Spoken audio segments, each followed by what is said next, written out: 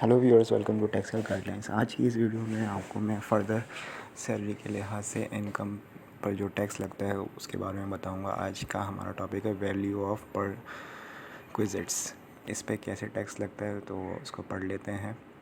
सबसे पहले तो ये पढ़ लेते हैं कि इसमें जो भी पर क्विजिट्स आपको पर्क्स मिलते हैं कंपनी एम्प्लॉयर की तरफ से, यहाँ जिस कंपनी में आप काम करते हैं तो उसमें कौन कौन से हेड्स फॉल करते हैं जिनके थ्रू आपको कुछ जगह एग्जामेशंस मिल जाती हैं, कुछ जगह आपको उनको इनकम काउंट करना होता है।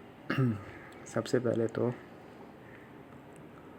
ये देख लेते हैं कि कौन सा इसमें, फॉर एग्ज़ाम्पल ऊपर हमने जो पढ़ा था लास्ट वीडियो में, जो आपको बताया था अलाउंसेस के बारे में पढ़ा था, वो इसमें इंक्लूडेड नहीं होंगे क्योंकि वो डिफरेंट सेक्शन है, वो डिफरेंट तरीके से काउंट होता है। और ये पर्क्स जो हैं उनको हम डिफरेंटली लेकर चलते हैं। उसमें हमारे पास शामिल हो जाता है एम्प्लॉयर की तरफ से जो अलाउंसेस मिलते हैं, फॉर एग्ज़ाम्पल अकोमोडेशन या मोटर व्हीकल के या यूटिलिटी के, उसके अगेंस्ट वो सब काउंट होता है।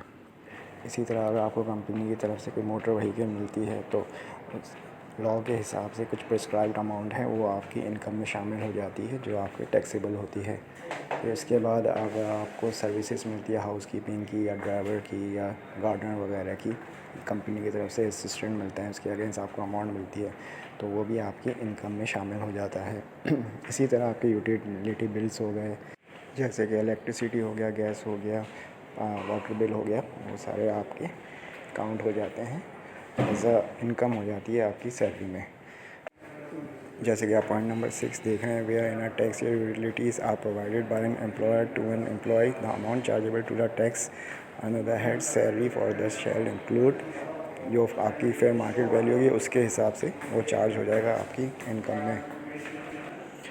उसके बाद आपका लोन्स आ जाते हैं, जो अगर आप लोन लेते हैं कंपनी की तरफ से तो उसके भी क्राइटेरिया यही है कि अगर तो बेंचमार्क से अंडर की लोन आते हैं, मतलब कि जो बेंचमार्क हुआ है आपका 2002 जुलाई, फर्स्ट डे ऑफ जुलाई के बाद से 5% है, वो पहले साल में लगेगा। फिर उसके बाद से 1% प्रीवियस ईयर के हिसाब से चेंज होता रहेगा, बढ़ता रहेगा। तो ये कब तक बढ़ेगा, मतलब 10% से ज़्यादा नहीं होना चाहिए बेंचमार्क जो परसेंटेज है।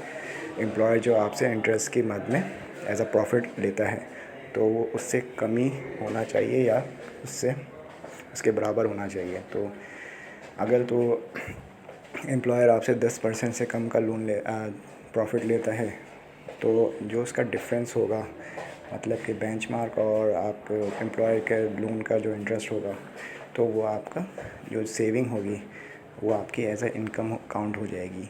क्योंकि फिर उसके बाद अगर इंटरेस्ट नहीं लगता, फॉर एग्ज़ाम्पल अगर लोन में इंटरेस्ट नहीं लग रहा होता तो वो आपके ऊपर टैक्सेबल नहीं होगा, मतलब कि वाला लोन आपके ऊपर टैक्सेबल नहीं होगा क्योंकि उस पर कुछ प्रॉफिट ही नहीं मिलेगा।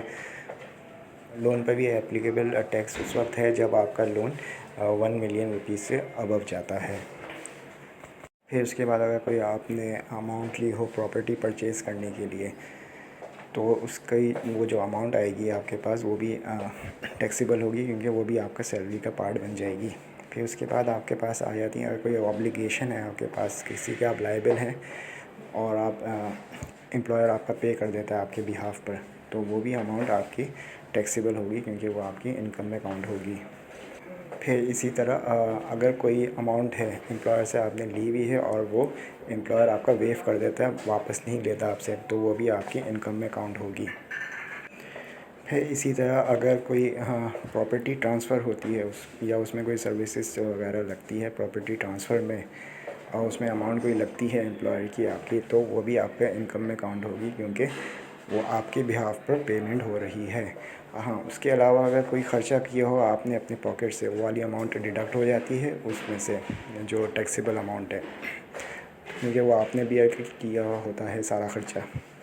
फिर इसके बाद एकोमोडेशंस आ जाती हैं। अगर कंपनी आपको कुछ प्रोवाइड करती है, फॉर एग्ज़ाम्पल हाउसिंग रेंट आपको प्रोवाइड करती है या तो व्हीकल का आपका आने जाने का रेंट प्रोवाइड करती है, तो वो भी आपकी उसमें काउंट हो जाती है एज एन इनकम, जैसे लॉ में प्रिस्क्राइब किया हो।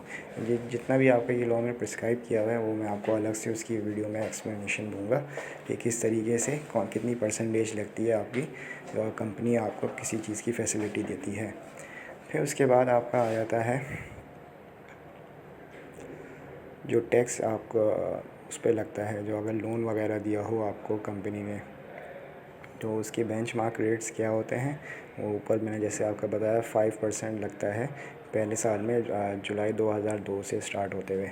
फिर उसके बाद प्रीसीडिंग ईयर्स में 1% ऐड होता रहता है और उसको 10% से ऊपर नहीं जाना चाहिए। जैसे कि इसमें लिखा हुआ है for the tax year next following the tax year refer to in sub clause the rate for each successive year taken at 1% above, मतलब 1% ऐड होता रहेगा rate applicable for the immediately preceding tax year but not exceeding 10% for that year, मतलब 10% से ज़्यादा नहीं होना चाहिए। फिर इसके बाद अगर कोई सर्विसेज या फैसिलिटी दी हो, यूटिलिटीज़, ये ऑलरेडी मैं डिस्कस कर चुका हूँ, तो इन पर सारा इनकम जो होती है तो वो टैक्सेबल बन जाती है, आपकी सैलरी का पार्ट बन जाती है। मिलते हैं नेक्स्ट वीडियो में, तब तक के लिए थैंक यू।